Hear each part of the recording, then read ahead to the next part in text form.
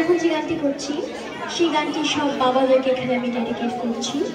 এই গানটি the father মুভির, গীতিকার শ্রদ্ধেয় পুলক ব্যানার্জি, সুরকার শ্রদ্ধেয় ভি বাউসারা এবং মূল শিল্পী শ্রদ্ধেয় হেমন্ত মুখার্জি এবং শ্রাবন্তী মজুমদার।